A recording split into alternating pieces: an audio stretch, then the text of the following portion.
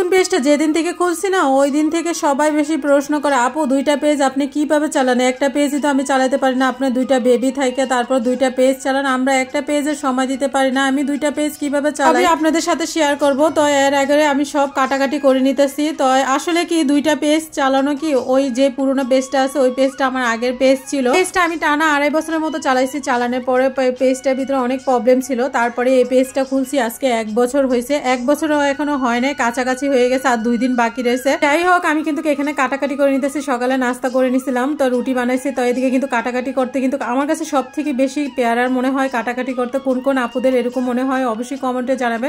তো এদিকে যে বিষয়টা নিয়ে কথা বলতেছিলাম, পেজ আমি কিভাবে সময় দেই, কিভাবে চালাই।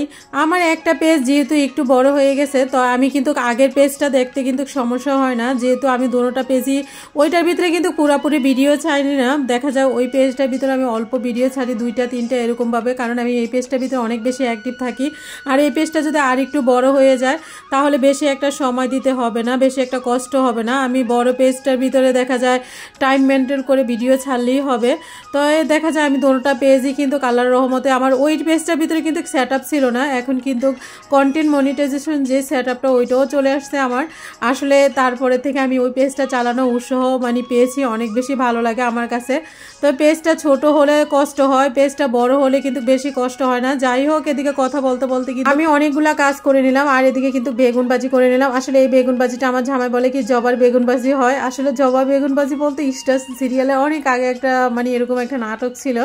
তো এই নাটকটা কে কে দেখছেন অবশ্যই কমেন্টে জানাবেন। তো এই নাটকটার ভিতরে এভাবে বেগুন ভাজি করতে একদম কড়া কড়া করে, তখন আমি মাঝে মাঝে এই নাটকটা দেখতাম, তখন আমার হাজব্যান্ড বলতো। তো যাই হোক এদিকে কিন্তু কথা বলতে বলতে মুরগির মাংসটা আমি আজকে কড়া, যেহেতু বয়লা মুরগি রান্না করবো একটু কড়া করে ফ্রাই করবো। আর এদিকে আলুর ভর্তা বানিয়েছি, আলুর ভর্তাটাও দেখি জিভে পানি চলে আসছে। আর আজকে কিন্তু আমি 3টা চুলার ভিতরে রান্না বসেছি। আসলে এত সময় গ্যাস ছিল না, যেহেতু আমার বাসায় মেহমান আসতেছি, একটু তাড়াহুড়াভাবে রান্না করতেছি, যেহেতু দুপুর টাইম হয়ে গেছে, এখন প্রায় 1:30টার কাছাকাছি হয়ে গেছে। 2টার ভিতরে সব রান্না কমপ্লিট করতে হবে, এই জন্য আমি 3টার ভিতরে বসেছি। এদিকে ঢালও বসেছি, পোলাও বসেছি, মুরগি ফ্রাই বসেছি। আপনারা 2টা পেজ একসাথে চালাইতে চান, একসাথে যদি বড় হয়ে যায় একটা পেজ তাহলে আরেকটা পেজ খুলবেন। তো কথা বলতে বলতে কিন্তু আমি এখানে সব রকম মশলা কষিয়ে নিলাম।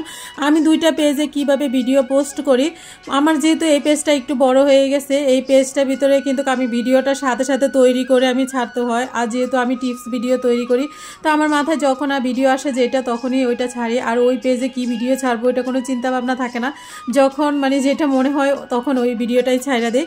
তো এখানে কিন্তু যেহেতু আমার বাসায় ছোট বেবি আছে, তো এই কারণে একটু দেখা যায় একটু কষ্টই হয়ে যায়। আর আমি যেই পেজটার ভিতরে কন্টেন্ট মনিটাইজেশন পেয়েছি ওইটার ভিতরে আমি শুধু খালি রিলস ভিডিও দিতেছি, বড় ভিডিও দেই না, তো তার জন্য বেশি একটা কষ্ট হয় না। আমি দোনোটা পেজে একই টাইমে ভিডিও দেই কিনা আসলে না, আমি 1 ঘন্টা ডিফারেন্ট করে দোনোটা পেজে ভিডিও দিয়ে দিই। তো যেহেতু আমার আমি এই পেজটার ভিতরে 10টা বাজে একটা ভিডিও আপলোড করি, আর ওইটার ভিতরে 11টা বাজে আপলোড করি, তারপর এটার ভিতরে যে টাইমে আপলোড করি, আর ওইটার ভিতরে মানে 3টা রিলস ভিডিও আপলোড করি, আর এটার ভিতরে তো 4টা রিলস ভিডিও আপলোড করি।